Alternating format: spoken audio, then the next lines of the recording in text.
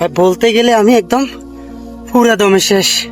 জীবন থাকতে জীবনটাকে উপভোগ করুন। এই শর্ট টাইমকে আপনারা কাজ ও ব্যস্ততা দিয়ে ঘিরে রাখিয়েন না।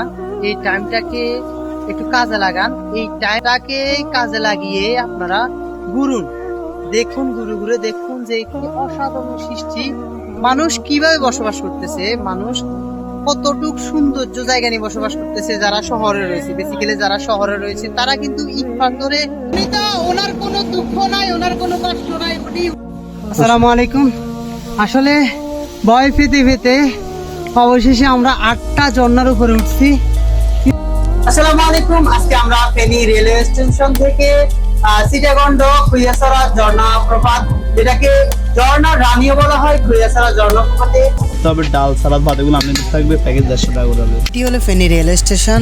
এখান থেকে আমাদের আজকের গন্তব্য হলো খুইয়াছড়া ঝর্ণা প্রপাত। এটি হলো টিকিট কাউন্টার। এটা হলো আমাদের টিকিট। এটি হচ্ছে অন্যান্য বগি, যেটা আমাদের বগির সাথে সংযুক্ত। আমাদের বগি খুঁজতেছি আমরা। এসি ট্রেন হওয়াতে জাকুনিটা অনেকটাই কম। আমরা এক বগি থেকে অন্য বগি পারাপার হচ্ছি খুব সহজেই। এটি হচ্ছে বাইরের সুন্দর দৃশ্যগুলো। এটি হচ্ছে আমার ভাইয়া। আমরা এক বগি থেকে অন্য বগিতে যাচ্ছি। বাইরের দৃশ্যগুলো অসাধারণ, যেমন প্রকৃতির মাঝখান দিয়ে ট্রেন ছুটে যাচ্ছে। ওনার কোনো দুঃখ নাই, ওনার কোনো কষ্ট নাই।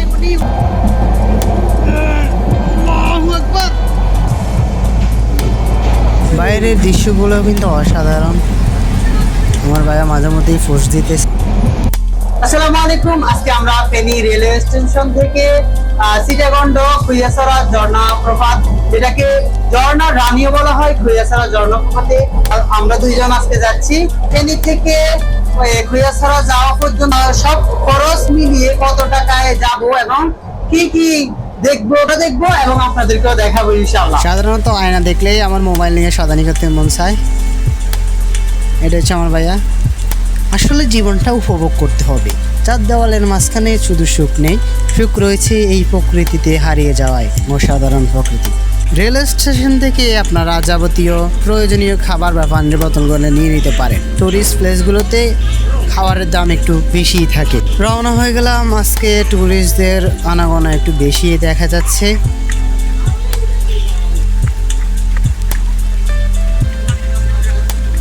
সবারই ফিডব্যাক নিলাম, মোটামুটি ভালো। অনেক টুরিস্ট দেখা যাচ্ছে, তবে আমরা যখন গিয়েছি তখন ওইখানে টুরিস্ট একটু কম ছিল। এটা হচ্ছে মসজিদ, যেটা এখানের একমাত্র মসজিদ। দূর দূরান্ত থেকে অনেক টাকা খরচ করে এখানে আসি দেখার জন্য। যারা এখানে আছে তারা তো এখানে প্রতিদিনই এসেছে। তো সবাই এনজয় করেন, আমাদের সাথে থাকেন, আরো দেখেন সুন্দর সুন্দর প্লেসগুলো। সুন্দর পরামর্শ, ধন্যবাদ আপনাকে। সবুজ অরণ্য আমরা বেসিক্যালি আমাদের চোখে আপনাদেরকে এই প্লেসটা দেখাইতেছি, তো ধৈর্য সহকারে সবাই ভিডিওটা দেখবেন। আমাদের চোখে পুরা টুরিস্ট প্লেসটা আমরা দেখাইতেছি, ধৈর্য সহকারে ভিডিওটা দেখবেন। অনেক বিদেশি টুরিস্ট রয়েছে এখানে, তারা ক্লান্ত হয়ে বসে রয়েছে। এখানে ভালো লেবুর শরবত পাওয়া যায় সস্তায়। মূলত ভিডিওটা বড় করার কারণ হচ্ছে আমি বা আমরা আপনাদেরকে আমাদের চোখ দিয়ে পুরো দৃশ্যটা উপভোগ করানোর জন্যই ভিডিওটা এতটা বড় করতেছি। সো ধৈর্য সহকারে ভিডিওটা দেখবেন, চাইলে স্কিপ করতে পারেন।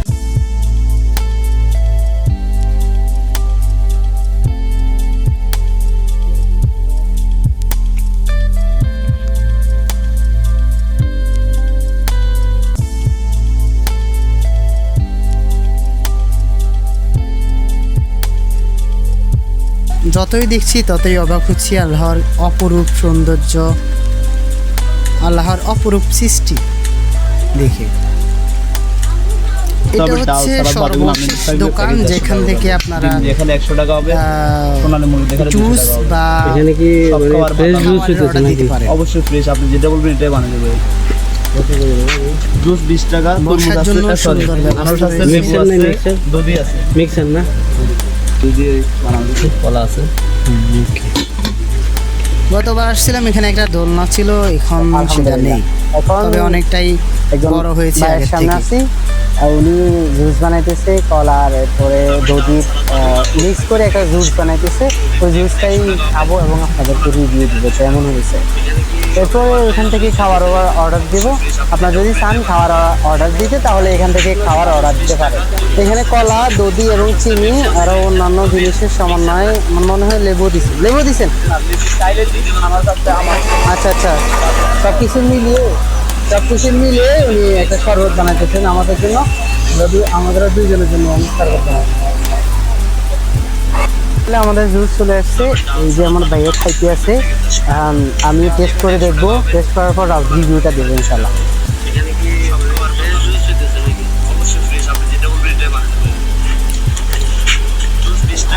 আলহামদুলিল্লাহ অসাধারণ। খাওয়ার পরে আবার রওনা হয়ে গেলাম ঝর্ণার উদ্দেশ্যে।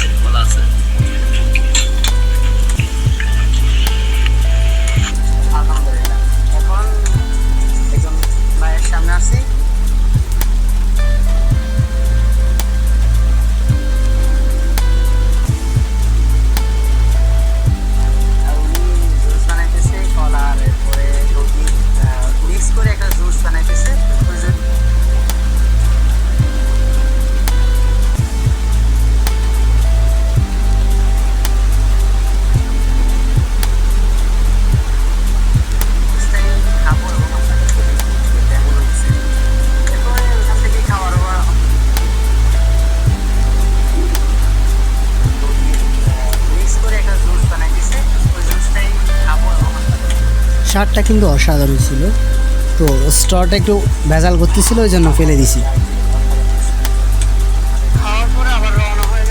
মজার বিষয় হচ্ছে এখানে এত বড় একটি টুরিস্ট প্লেসের জন্য কোনো দায়িত্ববান মানুষ এতদিন ছিল না। এখন দুই ভাই এখানে ইজারা নিয়ে বসছে এবং তারা টুরিস্টদের সকল দায়িত্ব এখন তারা ট্যুরিস্টদের জন্য সকল কিছুই ব্যবস্থা করতেছে। তাদের কাছ থেকে 2টা নাম্বার নিতেছে, কারণ তাদের নাম্বারটা যদি কোনোভাবে বন্ধ পায়, তারা তাদের বাড়ির লোকদের সাথে যোগাযোগ করার জন্য বাড়ির নাম্বারটাও নিতেছে। এটা আসলে খুবই গুরুত্বপূর্ণ একটি বিষয়, যেটা উদ্যোগ নিয়েছে, আসলে প্রশংসনীয় উদ্যোগ নিয়েছে তারা আসলে প্রশংসনীয় উদ্যোগ নিয়েছে। এখান থেকে নাম্বার বা সম্পূর্ণ কার্যক্রম শেষ করে আমরা আবারও রওনা হয়ে গেলাম।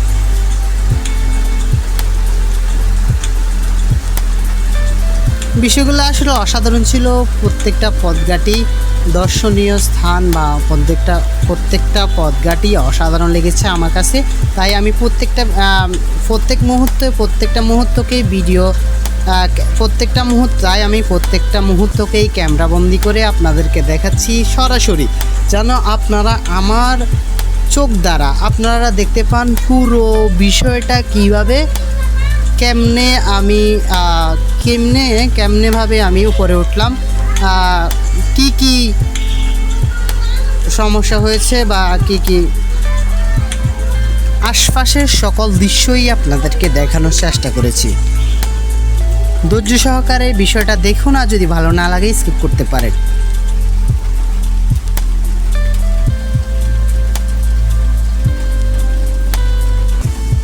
শেষে কিন্তু অসাধারণ কিছু রোমাঞ্চকর মুহূর্ত রয়েছে, যেটা আমি শেষের পর্যায়ে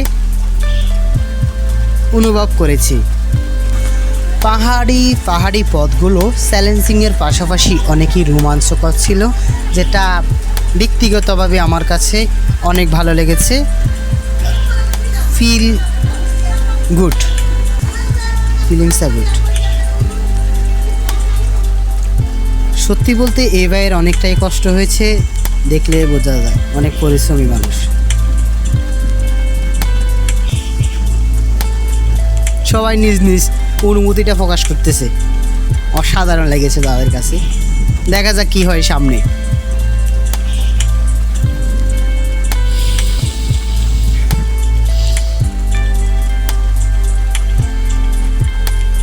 আসলে এইখানে পুরোটাই পানি দিয়ে ভর্তি ছিল, এখন পানি কিছুটা কম। বর্ষার মৌসুমে পুরা ভর্তি থাকে এই পানি, কিন্তু এখন বৃষ্টি না হওয়াতে পানির খানিকটা অভাব অনুভব করতেছি।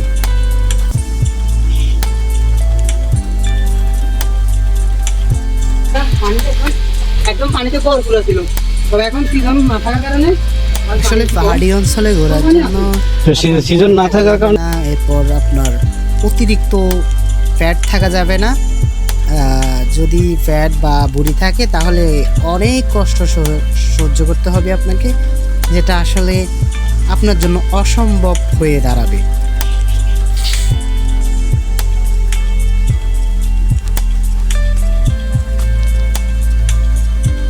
আপনারা এখানে আসার সময় অ্যাংলেট বা জুতা নিয়ে আসবেন, যেটা ফ্লেক্সিবল হয়, যেটা সহজে পা থেকে খুলে না, ওরকম জুতা নিয়ে আসবেন। গ্রিপওয়ালা পা থেকে জুতা নিয়ে আসবেন, যেন পাথরের সাথে ঘষা খেয়ে আপনার পার অবস্থা খারাপ না হয়। আমার অবস্থা কিন্তু খারাপ হয়েছে, ব্যক্তিগত মতামত। আসলে আমি মন থেকেই পাহাড়টাকে অনুভব করতেছি, পাহাড়ের প্রকৃতিগুলোকে অনুভব করতেছি, ওই জন্য ভিডিওটা এত বড় করা।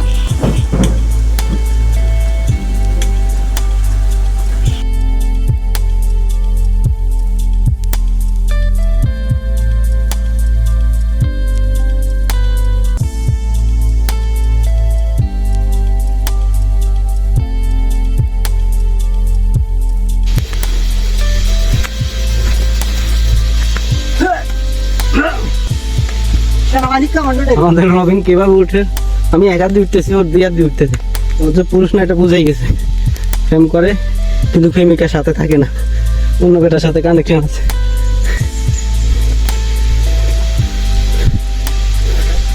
গরম পড়তেছে না প্রচুর? এই পাশে একটা আর ঝর্ণাতে একটা। ওদিকে ধরে হাত, এটা ঠিক আছে, ওদিকে ধরে।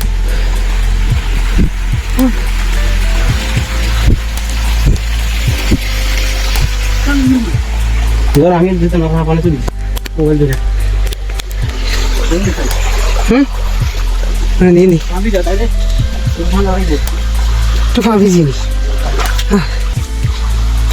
কষ্ট হলো, অসাধারণ অনুভূতি।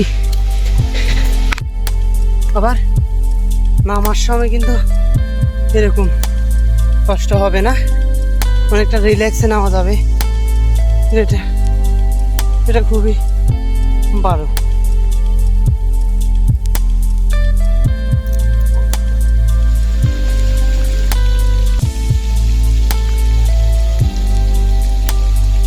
এইগুলো একটা দোকান। বলতে গেলে আমি একদম পুরা দমে শেষ, প্রায় 300 ফুটের মতো উঠছি। এখানে আসি একটু জিরাইতেছি, আর মানুষ আরো উপরে উঠতেছে। পানিও নিয়ে নেই, পানি দোকানে নিয়ে ফেলে আসছি, এখানে আনতে পারিনি। অনেক কষ্ট হইতেছে ভাই, অনেক কষ্ট, মানে একদম অস্বাভাবিক একটা কষ্ট। সিঁড়িতে তো মানে কষ্ট আরো কম হয়, তবে আঁকা বাঁকা এই পথগুলা দিয়ে আসলে অনেকই কষ্ট হইতেছে, ভীষণ অসহ্যমান। দেখি কতটুকু যেতে পারি। আসসালামু আলাইকুম। আসলে ভয় পেতে পেতে অবশেষে আমরা 8টা ঝর্ণার উপরে উঠছি, কিন্তু এখনো সবচেয়ে উপরের ঝর্ণাটার খোঁজ পাইনি। পেয়েছি আমরা যেখানে উঠছি, এটা হচ্ছে একদম পাহাড়ের উপরে, একদম উপরে চূড়ায়। এটা হচ্ছে সর্বোচ্চ চূড়া, তবে এটার নিচে আমার মনে হয় কয়েক ফিট উপরে একটি লুকানো জায়গা রয়েছে, ওই পথ দিয়ে মনে হয় সর্বশেষ ঝর্ণা যেটা আছে ওটার মধ্যে। এর আগে আমি আর এত টপে উঠি নাই, উঠছি এর সর্বোচ্চ যে এই ঝর্ণাটা রয়েছে ওটা পর্যন্ত উঠছি, কিন্তু আজকে ভিডিওর কারণে একমাত্র আমি এই টপ পাহাড়ের একদম টপ বলা যায়, একদম দেখা যান এখানে এরপরে আর কোনো জায়গা নেই যেটা এটার উপরে, এটা কোনো জায়গা নাই। এটা আপনাদের দেখলে হয়তো মনে হবে যে এটা আমরা খুবই সিম্পল একটা জায়গায় আছি। তো আসলে কথা হলো যে এখানে উঠতে মিনিমাম 1 ঘন্টা 1.5 ঘন্টা লাগে। তো একটা ভিডিও 1.5 ঘন্টা ধারণ করাটা ফোনের জন্য অসম্ভব ব্যাপার। তো আমরা এই জন্য কিছু কাট করে করে দেখাইতেছি আপনাদেরকে, মাঝখান দিয়ে গ্যাপ রইতেছে আর কি কিছুটা, নাহলে আপনারাও বুঝতে পারছেন। তো এটা বাড়াইয়া মিলাসরাই খৈয়াছড়া আসবেন, ফেনী থেকে আসা যায় খুব সংক্ষেপে, বাসে আসবেন। আসলে আমার খুব কষ্ট হয়েছে, তারপরেও আমি এটা, যেহেতু এই জায়গাটা অনেক সুন্দর, এটা দেখার জন্য আমার কষ্টের বিনিময়ে আমি এখানে উঠছি। তো আমি আমার লাইফে ফার্স্ট আমি এখানে উঠেছি। তো আশা করি আমি আপনাদের কাছে এটাই বলবো, যেহেতু আমরা এই কষ্টটা করতেছি, আমার ছোট ভাই যেহেতু ব্লগ করে, আপনারা সবাই ওনার যে ইউটিউব চ্যানেলটা আছে সাবস্ক্রাইব করবেন। বলেছিলাম ফেনী থেকে কিভাবে আপনারা মিরাসরাই খৈয়াছড়া ঝর্ণা, যেটাকে ঝর্ণা রানী বলা হয়, ওই ঝর্ণাতে কিভাবে আসবেন ওটা দেখাবো। আলহামদুলিল্লাহ আমার ভিডিওটা পুরোটাই সম্পূর্ণ হয়েছে এবং আমরা এখন আছি একদম খৈয়াছড়া ঝর্ণার একদম টপে।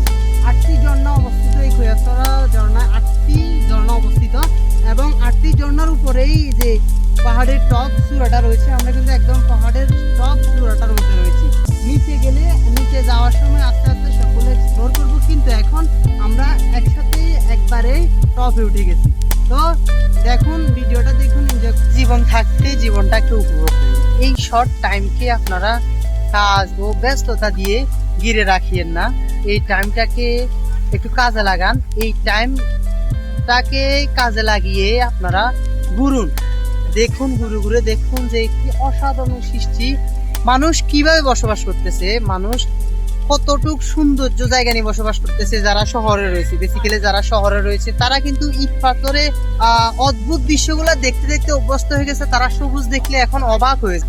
অর্থাৎ ওই জন্য আপনারা শহরে থাকেন, গ্রামে থাকেন, অন্যান্য জায়গা থাকেন, তবে পাহাড়ি অঞ্চলগুলা যেগুলাতে ঘন সবুজে ঘেরা, ওই দিকগুলা, ওই সৌন্দর্যগুলো আপনারা এক্সপ্লোর করুন এবং জীবনকে সুন্দর করে উপভোগ করুন। আসসালামু আলাইকুম। আপনারা এই শহরে জীবন ছেড়ে একটু গ্রামময় জীবন এবং সবুজকে দেখার চেষ্টা করুন। যে সবুজকে দেখলে আপনাদের আসলেই মনে হবে যে আপনাদের জীবনটা কতটুকু সুন্দর, আল্লাহ তাআলা আমাদের এই পৃথিবীটাকে কত সুন্দর করে সৃষ্টি করছে। এই বিষয়টা একমাত্র আপনারা বুঝবেন যখন এরকম সবুজ দেখবেন, যখন এরকম পরিবেশে আপনারা থাকবেন, আসবেন, ঘুরবেন, তখনই আপনারা বুঝবেন যে এই পৃথিবীটা কতটুকু সৌন্দর্য। আপনারা যদি ওই সাত দেওয়ালের মাঝখানে, সাত দেওয়ালের ভিতরে থেকে বলেন যে পৃথিবীটা ছোট, আসলে পৃথিবীটা ছোট না, পৃথিবীটা অনেক বড়। আপনারা ঘুরে ঘুরে দেখতে হবে, ঘুরে ঘুরে দেখলেই মনে হবে বা বুঝতে পারবেন যে পৃথিবীটা আসলে কত বড়, পৃথিবীতে কত কিছু রয়েছে আপনারা দেখার বাকি। দেখতেছেন তারা আসলে তাদের জীবনটাকে উপভোগ করতেছে। দেখেন, তারা এখান থেকে বেসিক্যালি কেউ লাভ দেয় না, তবে তারা লাভ দিতেছে কেন? তারা তাদের এই যে অভিজ্ঞতাটা কাজে লাগাতে, তাদের বয়টা এখন জয়ে পরিণত হয়েছে, কারণ তারা এখন সবুজ দেখছে, তারা এখন প্রকৃতির মাঝে আছে, প্রকৃতির কোলে আছে, ওই জন্যই তারা এখন সবুজকে অনুভব করে এখন লাভ দিতেছে, এখানে ঘুরতেছে এই যে পানিতে। খৈয়াছড়াকে বেসিক্যালি ঝর্ণার রানী হিসেবে খ্যাত। তো এই ঝর্ণায় এসে এবং দেখলাম যে 7টা ঝর্ণাই আপনারা এক্সপ্লোর করলেন, এবং কিরকম লাগতেছে আপনাদের?